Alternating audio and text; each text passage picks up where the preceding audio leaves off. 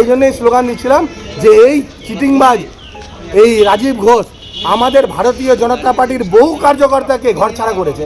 দুর্গাপুর আদালত চত্বরে তুমুল রাজনৈতিক উত্তেজনা। আদালতে তোলা হলো তৃণমূলের ব্লক সভাপতি রাজীব ঘোষকে, আর সেখানেই বিক্ষোভে ফেটে পড়লেন বিজেপি কর্মী সমর্থকেরা। অভিযোগ, রাজীব ঘোষকে আদালতে আনার সময় জুতো দেখিয়ে চোর চোর স্লোগান দিতে শুরু করেন বিজেপি কর্মীরা। পরিস্থিতি সামাল দিতে আদালত চত্বরে মোতায়েন করা হয় বিশাল পুলিশ বাহিনী ও কেন্দ্রীয় বাহিনী। বিজেপির দাবি, দীর্ঘদিন ধরে এলাকায় সন্ত্রাস, তোলাবাজি ও রাজনৈতিক অত্যাচারের সঙ্গে যুক্ত ছিলেন রাজীব ঘোষ। জেলা বিজেপির মুখপাত্র সুমন্ত মণ্ডলের অভিযোগ, ভয় দেখিয়ে ও দুর্নীতির মাধ্যমে প্রভাব বিস্তার করা হতো। এদিকে পুরো ঘটনা তদন্ত শুরু করেছে পুলিশ। আদালতের পরবর্তী শুনানির দিকেই এখন নজর রাজনৈতিক মহলের। চোর চোর এই জন্যই স্লোগান দিচ্ছিলাম যে এই চিটিংবাজ এই রাজীব ঘোষ আমাদের ভারতীয় জনতা পার্টির বহু কার্যকর্তাকে ঘরছাড়া করেছে, বহু কার্যকর্তার উপরে অত্যাচার করেছে, ক্রমাগত বহু মানুষকে এ অত্যাচার করেছে বিগত 5-7 বছর ধরে।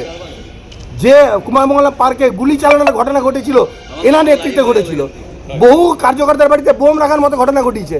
আর যেখানে সন্ত্রাস সেখানে রাজীব ঘোষের নাম এসছে। এই সন্ত্রাসবাদী এই চিটিংবাজ লোককে আগামী দিনে জেলের ভেতরে স্থান হবে, বাইরে কোনো স্থান নেই। এই জন্য একে, আর আমাদের তো পুলিশের কাছে একটা কমপ্লেন আছে, এ তো কোমরে দড়ি দিয়ে টানতে টানতে ঢোকানো উচিত ছিল। গাড়ির ভেতরে মুখ লুকিয়ে একে মুখ লুকিয়ে নিয়ে আসা নয়।